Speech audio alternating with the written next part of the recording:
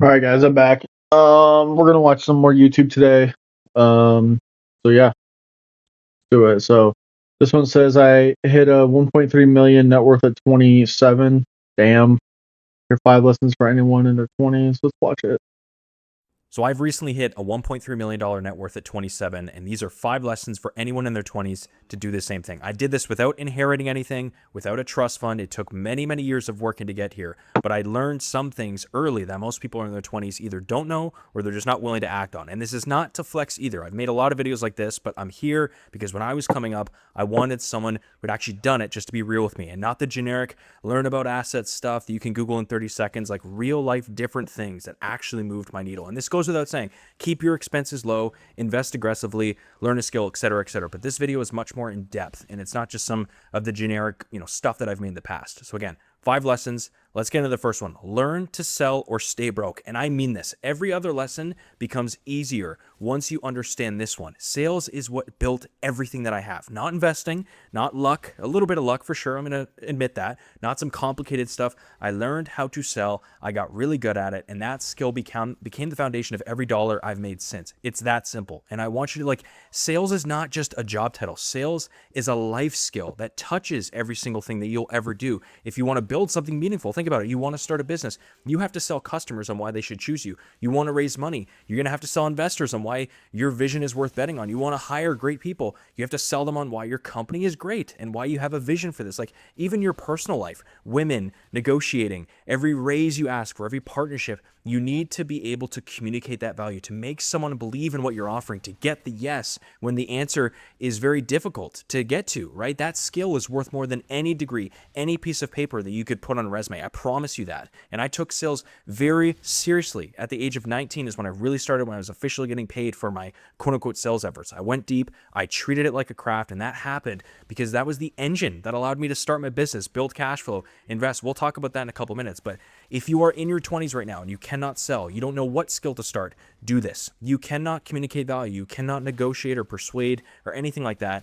And this is the single most important gap in your skill set to close. Okay, not because it is a cool career, you can make a ton of money, but because it is the language of wealth, and until you speak it fluently, you're going to be always leaving more money on the table. Okay, lesson 2: comfort is the most expensive thing you will ever buy. I really want you to sit with this one because every single comfortable option, the safe job, the predictable path, the business idea you keep thinking about but you just don't, this is silently killing you. And I get it because it feels responsible. It feels like you're being smart, right? You're taking the right job, but the reality is comfort is the expensive thing. You just can't see it yet. It's because of the opportunity cost. I lived below my means for years, not because it was fun, not because I enjoyed driving a 16-year-old BMW, but it's when everyone else is upgrading. I did it because I understood that the short-term sacrifice was buying me my long-term freedom. I could buy my 30s or further if I just did this, if I just lived like I was poor for a couple of years, right? Every dollar I didn't spend on the flashy shit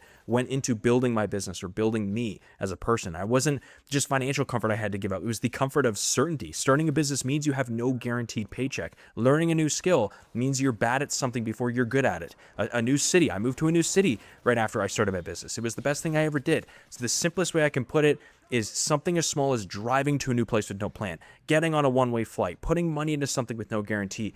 Those small, uncomfortable decisions are the building blocks of a very different life for yourself. I seriously mean that. And the people who are wealthy, even in their 20s, but 30, 35, are always the people who are willing to be uncomfortable at 22, 23, 24. I hear this every single time when everyone around them was playing it safe. So I know it's weird and odd to go against the grain, but I promise you this comfort is a slow tax on your potential, and you're putting a known ceiling on top of your head. And in your 20s, you just can't afford to keep paying this. I promise you.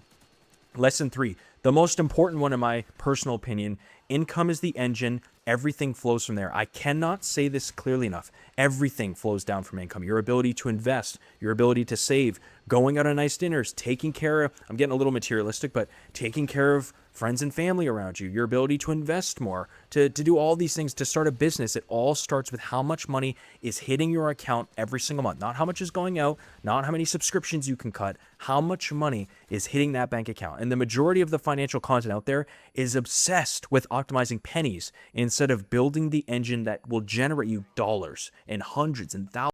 Yeah, basically what he's just I might skip this video over. Great video so far. I just think it's saying a lot of things that I already know, um but yeah, no, it really just comes down to what's your income and then how much do you invest from that. So if you have a really low income, like it's hard for you to get ahead, but when you have a high income, you can invest that. So yeah, we'll watch a little bit more of this. Thousands of dollars. Like if you have a Lambo with no engine, it doesn't matter how beautiful the car is, how expensive it looks, how much everyone around you is impressed by it. It's not going anywhere. You don't have an engine. Your finances work the exact same way. The best investment strategy in the world, you can optimize everything. You can max out the Roth IRA, but dude, if your income is capped at 50 grand a year, you're pushing a boulder up a hill for your entire life. And yes, I'm not saying if you were to stumble upon this video and tell me, dude, I just want to chill, I just want to invest $1,000 a month for the rest of my life and just, take my cozy job. Okay, well, this video probably isn't for you in the first place. You should probably click off. But I spent years focused on like, no, fuck that. I want to make six figures, multi six figures, invest all of it, and then just chill for the rest of my life. I learned sales. I built the business that way. I got to 20 grand a month minimum profit. And then only then did the investing piece start to feel like it was actually doing something because I had so much of it, right? The people in their 20s who try to turn a $200 a month contribution into wealth are just not going to get there, in my personal opinion. Not anymore, right? Not because investing doesn't work, but because the math doesn't move that fast enough on small enough numbers. Focus on building your income, build your engine first, and the rest of the car is much, much easier once that is running, okay? And again, with that said, before I get into the next point, I'm not even going to talk about the mentorship today, but rather my consult calls. I have not talked about these for a while. If you've been on the fence about booking a call with me in the past, I'm running a 25% off spring sale, spring deal, whatever you want to call it, on both my 30-minute and my 1 hour. Yeah, so income's everything. That's basically what it is.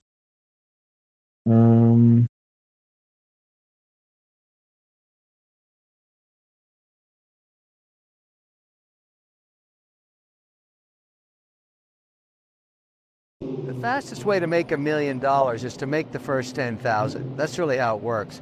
But really, it's not about anything else except focusing on what people want and how to solve their problems. People get wealthy, not pursuing money out of greed, but pursuing a passion around a problem-solving exercise. That's what business is all about. Successful businesses solve problems for people and they want to pay because it saves them time. Vitali accused you of being a predator in front of. If you had 2 minutes to give someone every piece of financial advice they'll ever need, what would you say to them? I'm retarded. I'm not qualified on anything. If I can do it, any dumbass anywhere can do it. But start with a budget app, figure out where your money is going, rank your happiness on the items, and cut where you can. From there, pay off high interest debt, especially like 7%. Nothing else will compete against it in terms of return on investment. And make sure you get a 6-month emergency fund. Let's just watch some Caleb Hammer. What do you do for a living? So I do software engineering. Cool, so you make some money. What are you making? 10,000 a month? Yeah. Yeah, dude. $10,000 a month is great. Why the f are you so f***ed? It's just you and your cat, as you admitted. How could things be so bad? I didn't think it was that bad. Oh, yes, you have $40,000 in bad debt. What do you do for a living? So I do software engineering. I wonder if that's gross, like gross income. And it depends on where he lives too. If he lives in an expensive place, that sucks. So we're making $11,900 right now. We're talking $142,800 a year. You can live an incredible life in San Antonio, cheapest major city in Texas. How are we f***ing this up? Well, one of our major expenses is our kids are in sports and activities. My daughter's a gymnast. She does 4 different lessons a week. She has 2 group classes, 2 private lessons. My wife likes to buy the Yeah, she has an at-home gymnastics gym. How much does it cost? Well, each mat is $100, and she's got about 7. And then she has 2 bars, 2 beams. How much? We're in a couple I don't know, maybe a couple thousand. So we're making $11,000. Stupid. Dumb. You have $101,000 in a high yield savings account at 24 years old. Incredible. Love to see that. $10,000 in Robinhood. Fidelity, $162,000. Roth IRA is at $32,000, and then the 401k is at $18,000. All my Roth is just index funds, mostly S&P. I mean, look at the trend on this Fidelity account, dude. It's like, woo, you know, it's really starting to get that bell. And then your credit score's at 803, so that's great. You spent like $800 on Culver's. I'm a Culver's boy. Dude, parking. I cannot believe how good that is. I had it for the first time ever when I moved out to the Midwest. It's almost as good as In-N-Out. Do you call Tennessee the Midwest? Yeah, well, I'm from LA. I don't know. Okay, well, it's not the Midwest.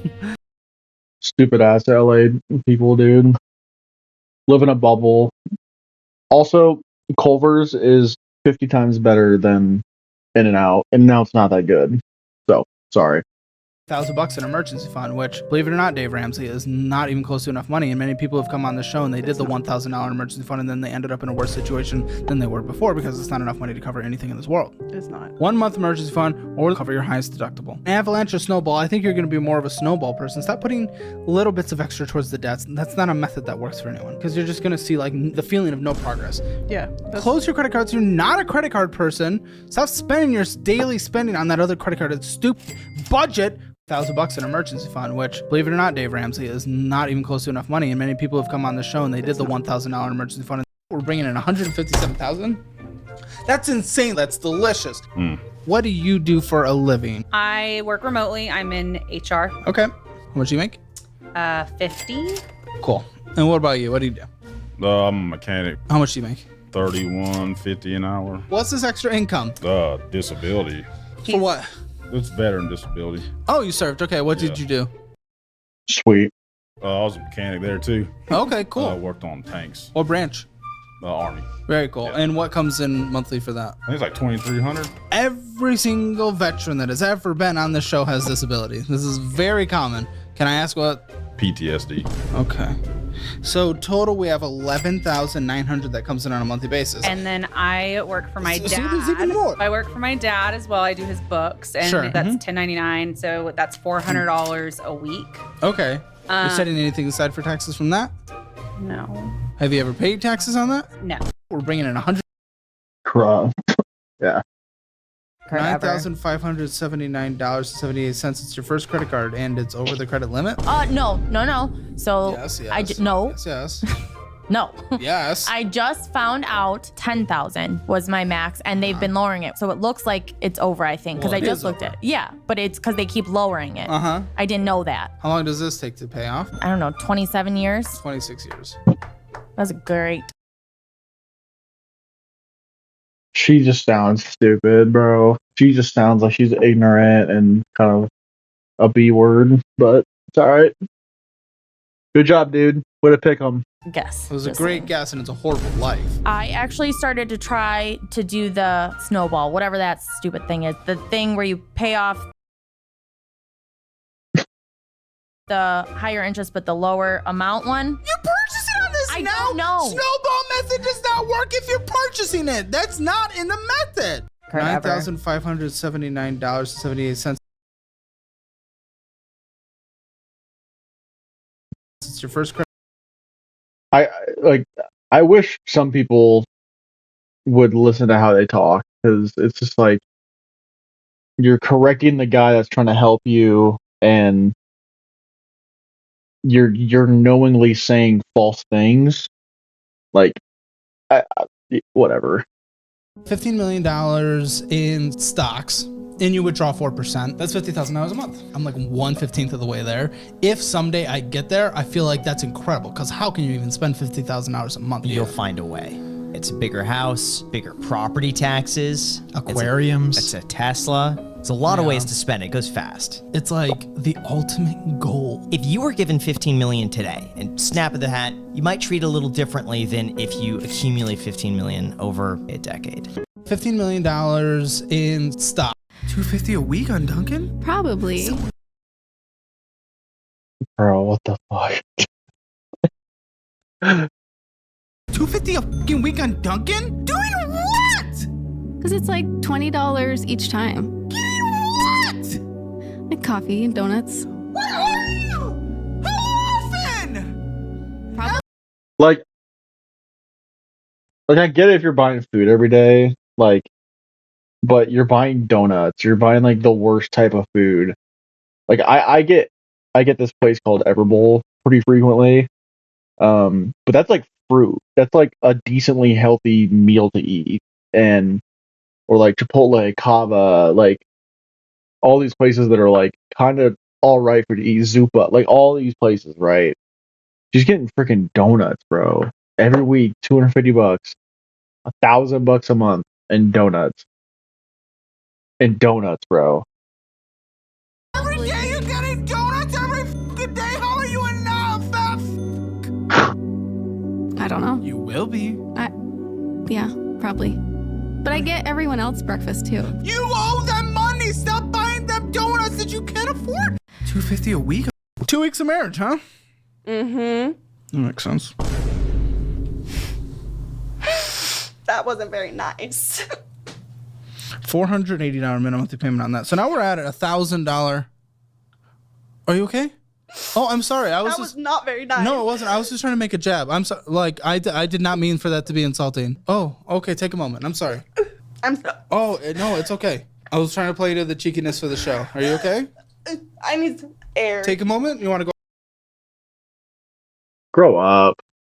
She took out a $500, 900% interest payday loan. You borrow $1,000 for this one, you pay back a total of $4,413. Why did you take this out?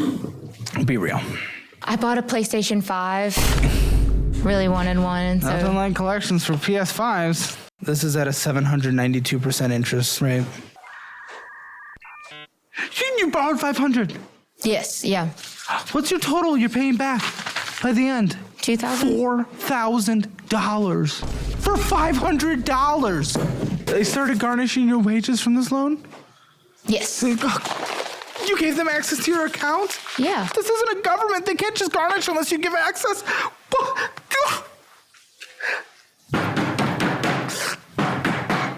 This is a payday loan. This is at a 573% interest rate. We did need that advance. We were going on a trip to Galveston. To Galveston? It was to Galveston. To Galveston.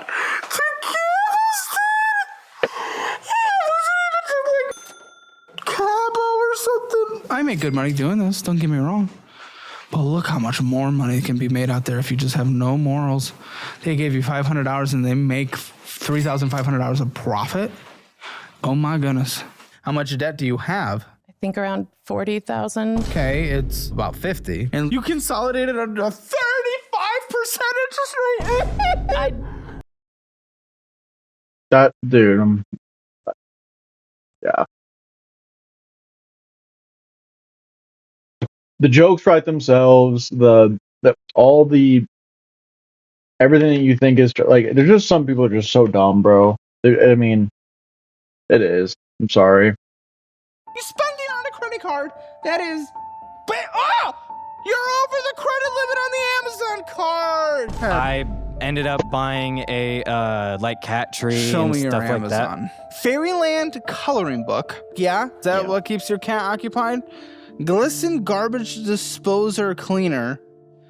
We're cleaning our garbage disposal when you can't afford to live? Top Kit 57-inch multi-level cat bullshit. F you. Wait. Do this. No. Please. No. Please. I know why. No. I have a bit I'm trying to do. I know. That's what stinks. You were like Miss Texas or something? Yeah, I was. This channel's crazy, bro. His channel, Caleb Hammer. It just highlights how stupid people are, bro. Or like maybe they're not stupid like cognitively, but they are uneducated or they just don't care. Maybe they like are educated and they are like high cerebral people, but they just don't care and have no discipline, I guess. But yeah, this channel's crazy. I've watched a couple of them. There was one where he brought in like some like OnlyFans person and she's killing it. Like obviously like it's OnlyFans, like whatever, but like she owns like 4 gas stations. Like she actually invests her money very, very well. It's pretty hard to lose money when you're making $2 million a month. And I think that's what she was making, so Your girlfriend, she has no idea. Total debt is upwards of $200,000. So I'm looking at like some private investors to help with like consolidation. A consolidation's not going to help you because what someone like you does is you take the debt, You consolidate it into this debt. Now you have limits that you can spend here again, and then you spend it. Now you have double debt. I'm not doing that. No, but that's what everyone in you does. Now I was looking for a private investor to consolidate it. Fine. I'll do it at 100% interest rate. 100% interest rate. Yep. I mean, I'm already paying in the 20s range already. Yep, I'll do it at 100. Why 100? Because why the f would any private investor ever take you on? Because they see my risk profile, never miss a payment. I've always managed my debt. I have a perfect history besides the amount of debt. I'll consolidate your 180% debt at 18%. It can be paid over the course of 10 years. So whatever that minimum monthly payment equals. Yeah. But I put a lien against every single asset you own. I mean, go for it. That's fair. Handshake right here. Thank you. I just made a lot of money. Spend $120,000 in a year, you dumb making $30,000. A lot of this stuff are one-time purchases that are not going to be made in subsequent years. And you need them to survive. One-time purchases. And you need them to survive. One-time purchases. And you need them to survive. This is what I'm talking about. One-time purchases. To survive. That are not going to be made in 2025 Doesn't matter. or 2026. You needed them to survive. So our spending. Hey, our spending is going to go down because of those one-time purchases are no longer on the budget. Works. Next year, maybe you'll want to buy a chin. The spending. Damn. That's crazy. That you did last year that are one-time, you're going to find one-time purchases next year. So how about we go into the finances and look what we can fix? Buddy, here's a fix. Don't spend $120,000 in a year, you dumb making $30,000. A lot of. Now, I'm in the obese category, but in order for you to be normal weight, you would need to be 154 pounds, which is half of your weight. Half of your weight is considered normal weight. No offense, dude. Well, when you get like to that level, because I'm like on the edge, when you get to like, I think you're like double me maybe. I'm not sure. It doesn't matter. It's not a competition. Your nut's not potent. You don't carry the little swimmies. Do you guys want to have another kid? I'm okay without anymore. Okay, well then you're okay. We'll just die at 60 instead. Now I'm in the. Wow. I wonder what I'm. So I did an in-body scan. I'm just curious what mine would be. I think I'm in the same category, but.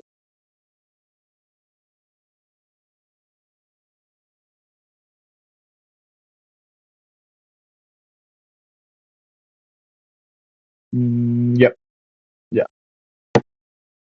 On the lower side, like close to 30. What's a financial mistake that you make? My rental properties, I mean, I'm exiting them. Are you losing money on your house? When you sell it, when I sell it, it will be break even. At best. Maybe a little loss, but I would have made so much more money being in the market. Really sell those things as soon as possible. I am. My rental properties back in my home state. Yeah, I'm fully exiting them and I'm just putting the money in the market. So that was. She took out a $500, 900% interest. What do you think of the criticism that sometimes you're too harsh on the guests? Yes, absolutely. Of course we are. And they literally asked for it and begged for it. I just filmed with the guest before this and I was like, do I have permission to make the title and thumbnail? She's like, oh, please be crazy. Don't come on the show if you don't want it. Don't get offended on the behalf of someone who's not offended in the first place. Where do you draw the line between genuine helping them and just like bullying them? So we track it analytically. Over 20,000 hours of bad debt paid off in 12 months is the average on the show. 10,000 in 10 months is the mean. So we get an annual report that we do surveying all our last guests. And if we were actually seeing negative impacts in people's lives, we would readjust behind the scenes. They get all of our classes in our Master Your Money program for free, which is 5 different in-depth, professionally curated personal finance courses. They get access to a debit card that builds credit called Fizz. They get access to a lot of resources. Even on the extra special cases, I have them sit down with a CPA financial advisor. Or I've paid for people's therapy as well, if that's what they need. What do you think of the criticism that's crazy? We pay really good wages. Our overhead is crazy. What's your overhead? Hundreds of thousands. Hundreds of thousands of dollars a month. Yeah. I think about 3. $300,000 a month. I think. I have such an incredible team at this point of 30 plus people at Hammer Media. What do you do to make sure that your employees are investing? Or do you just have to learn to not care about that? That my employees are investing? Yeah, like buying stocks. That's on them, man. But we encourage it with a 401k match, 3 or 4%. Does everyone in your organization agree to it? What are you studying? I am studying creative writing. Going to a private institution for. You are in so much debt. Yeah. Like, debt should be. This is and I think I'm done. I think I'm legitimately done. We've given you every resource, every step, every piece of advice. You were the only person that sat down with Brian about too. There's nothing that can be done here, and it's like the alcoholic that's never changed. Sometimes you just have to separate yourself from them. If you actually ever make progress, you can come back on. If you get worse or stay the same, you're never coming back on. Understandable. Your financial score, man. It's gone from a 1 to a f you. It's as simple as that. It's when I'm done with people, that's the... What do you do in Dallas for a living? Paramedic. Okay. How much are you making? My primary rate is $20.50 an hour. $20.50 an hour. Okay. What would you say you bring Wow. That's in on a monthly basis? Take home is around $5,500. Is that on average? Actually, that's not bad. Wait, how many hours a week do you work? It's between 72 and 86. Oh, good. Yeah. Wait, how do you even have time to spend all the money that we're about to get through? I don't know. It just comes in and goes out as fast as I made it. I guess. sad. What are you doing for a living? All right, I'm done recording. But yeah, no, Caleb Hammer has some. He's got some good. He's got some crazy stuff. Like, I almost want to watch like a highlights.